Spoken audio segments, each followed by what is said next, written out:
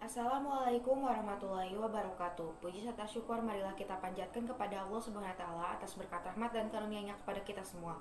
Salawat serta salam semoga tercurah limpahkan kepada Nabi Muhammad SAW, kepada keluarganya, sahabatnya serta tabiin dan tabiatnya sampai kita selaku umatnya sampai akhir zaman. Amin ya rabbal alamin. Saya Indira Nailaku Sumawadani dari kelas 11 MIPA 6. Pada kesempatan kali ini, saya akan menjelaskan materi tentang karya ilmiah untuk memenuhi tugas bahasa Indonesia dari Pak Robi. Latar belakang, karya tulis ilmiah dapat dipahami sebagai teks yang ditulis dengan susunan sistematis serta logis dan memenuhi kaidah ilmu pengetahuan yang berlaku. Dengan mempelajari karya ilmiah, kita bisa melatih untuk mengembangkan keterampilan membaca yang efektif dan menggabungkan hasil bacaan dari berbagai sumber dan sebagainya. Oleh karena itu, saya membuat video ini untuk menjelaskan dan menambah pengetahuan terkait materi karya ilmiah.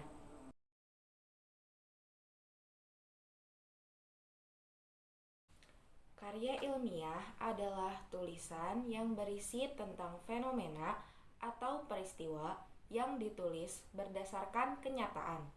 Misalnya, tulisan tentang ilmu pengetahuan, alam sekitar, teknologi, dan seni yang diperoleh melalui studi kepustakaan, penelitian, atau pengalaman di lapangan, dan pengetahuan orang lain sebelumnya.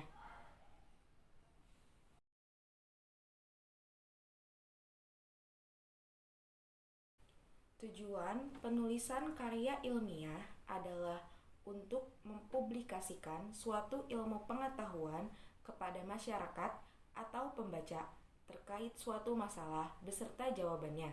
Salah satu forum yang sering dijadikan tempat untuk tujuan itu adalah diskusi.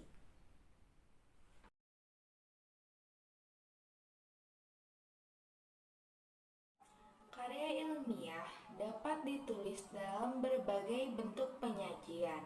Yang pertama, makalah, yang kedua, artikel, yang ketiga, skripsi, yang keempat, paper, yang kelima, testis, dan terakhir, disertasi.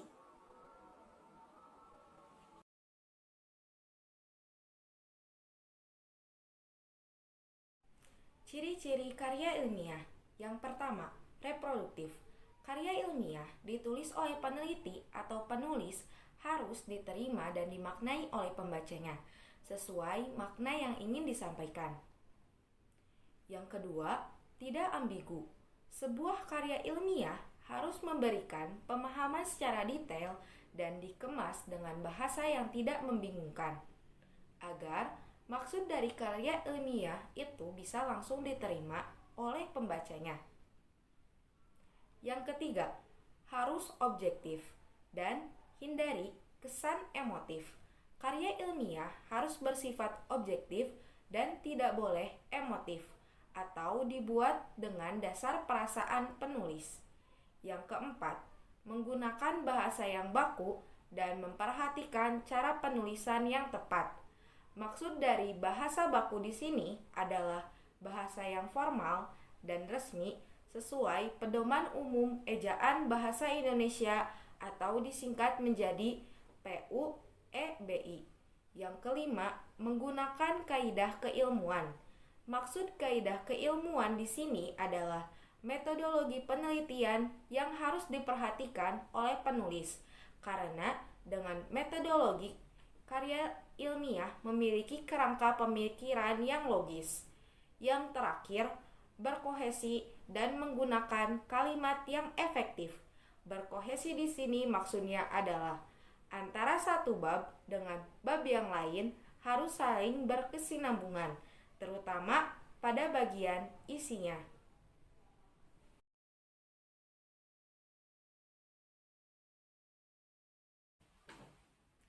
Karya tulis ilmiah memiliki struktur yang terdiri dari: yang pertama, bagian pendahuluan.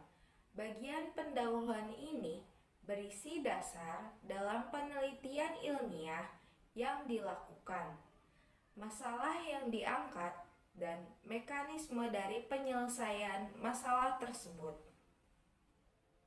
Yang kedua, bagian isi dan pembahasan.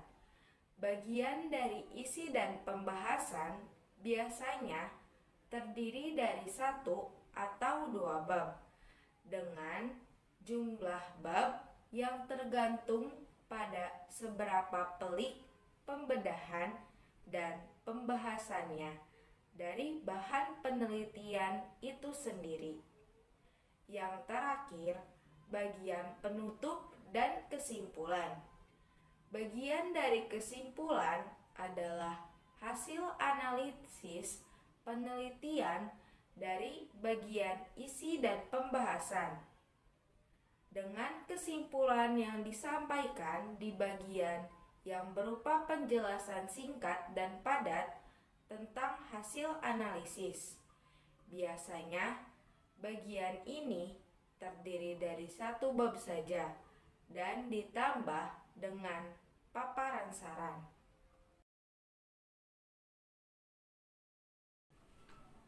Kesimpulannya, karya ilmiah adalah laporan tertulis dan diterbitkan yang isinya untuk memaparkan suatu pembahasan secara ilmiah dan biasanya ditulis untuk membuktikan kebenaran tentang suatu objek tulisan yang diperoleh sesuai dengan sifat keilmuannya.